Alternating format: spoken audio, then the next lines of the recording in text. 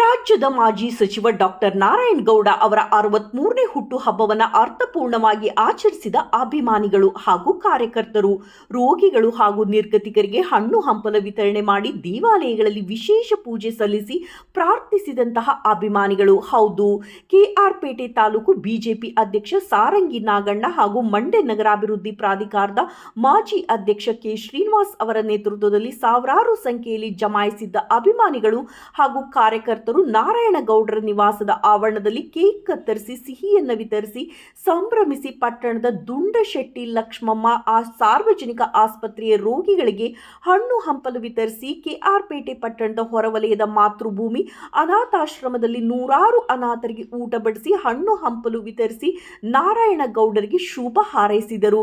ತಾಲೂಕಿನ ಸಮಗ್ರವಾದ ಅಭಿವೃದ್ಧಿಗಾಗಿ 1800 ಕೋಟಿ ರೂಪಾಯಿಗೂ ಹೆಚ್ಚಿನ ವಿಶೇಷ ಅನುದಾನವನ್ನು ತಂದು ಒಣ ಭೂಮಿಗೆ ಏತ ನೀರಾವರಿ ಮೂಲಕ ಶಾಶ್ವತವಾಗಿ ಕೆರೆ ಕಟ್ಟೆಗಳನ್ನು ತುಂಬಿಸಿ ಅಂತರ್ಜಲ ಹೆಚ್ಚಿಸಲು ಕಾರಣರಾದ ನಾರಾಯಣಗೌಡ ಅವರ ಅಭಿನವ ಭಗೀರಥ ಎಂಬ ಹೆಗ್ಗಳಿಕೆಗೆ ಭಾಜನರಾಗಿದ್ದಾರೆ.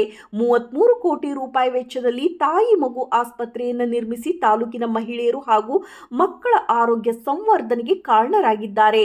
ನಾರಾಯಣಗೌಡ ಅವರು ಕೈಗೊಂಡಿರುವ ಅಭಿವೃದ್ಧಿ ಕೆಲಸ ಕಾರ್ಯಗಳು ಜೀವಂತ ಸ್ಮಾರಕಗಳಂತೆ ಕಂಗೊಳಿಸುತ್ತಿವೆ. 2028ರಲ್ಲಿ ನಡೆಯುವ ರಾಜ್ಯ ವಿಧಾನಸಭಾ ಚುನಾವಣೆಯಲ್ಲಿ ಮತ್ತೊಮ್ಮೆ ನಾರಾಯಣಗೌಡ ಅವರು ಕೆಆರ್ಪೇಟೆ ವಿಧಾನಸಭಾ ಕ್ಷೇತ್ರದ ಶಾಸಕರಾಗಿ ಜನತೆಯ ಆಶೀರ್ವಾದ ಬಲದಿಂದ ಗೆದ್ದು ಮತ್ತೆ ರಾಜ್ಯದ ಸಚಿವರಾಗಲು ಶಕ್ತಿಯನ್ನು ತಾಲೂಕಿನ ಜನತೆ ಮತ್ತು ತಾಯಿ ಚಾಮುಂಡೇಶ್ವರಿ ದೇವಿಯು ನೀಡಲಿ ಎಂದು ಅಭಿಮಾನಿಗಳು ಪ್ರಾರ್ಥಿಸಿದರು.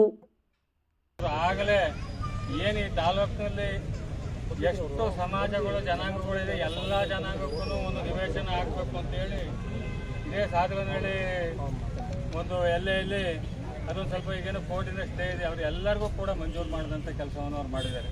ಜೊತೆಗೆ ನಮ್ಮ ತಾಲೂಕಿನಲ್ಲಿ ಅವ್ರಿಗೆ ಒಂದು ಹೆಸರಿದೆ, ಆಧುನಿಕ ಭಗೀರಥ ಅಂತ ಹೇಳಿ.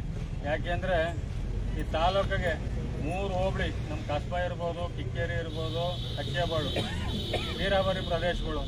ಆದರೆ ಸಂತೆಬಾಚಹಳ್ಳಿ, ಸೀಳ್ನೆರೆ, ಬುಕ್ಕನಕೆರೆ ಮಳೆ ಆಧಾರಿತವಾಗಿದ್ದಂಥ 3 ಹೋಬಳಿಗೆ ಅವರು 2 ಲಿಫ್ಟ್ ಇರಿಗೇಷನ್, ಮೇಜರಾಗಿ ಲಿಫ್ಟ್ ಇರಿಗೇಷನ್ ಕಾರ್ಪೊರೇಷನಿಂದ ಒಂದು ದೊಡ್ಡದಾದಂಥ ಒಂದು ಇದನ್ನು ತಂದು ಸುಮಾರು 265 ಕೋಟಿ ವೆಚ್ಚದಲ್ಲಿ ಲಿಫ್ಟ್ ಇರಿಗೇಷನ್ನ ಇಲ್ಲಿ ಬೂಕನಕೆರೆ ಮತ್ತು ಸೀಳ್ನೆರೆಗೆ ಕೊಡುವಂಥ ಕೆಲಸ ಹಾಗೂ 212 ಕೋಟಿಯಲ್ಲಿ ಸಂತೆಬಾಚಹಳ್ಳಿಗೆ ಮಾಡಿದಂಥ ಕೆಲಸವನ್ನು ಯಾರು ಕೂಡ ಈ ತಾಲೂಕರಿಗೆ ಹಿಂದೆನೂ ಕೂಡ ಮಾಡೋಕ್ಕಾಗಿರಲಿಲ್ಲ, ಮುಂದೇನೂ ಕೂಡ ಮಾಡ್ತಾರೆ ಅಂತ ನಮಗೂ ಅದು ನಮಗೆ ಮಾಡೋಕ್ಕಾಗಿರೋಕ್ಕೆ ನಮ್ಮ ಯೋಚನೆ ಮಾಡೋಕ್ಕೂ ಸಾಧ್ಯ ಇಲ್ಲ.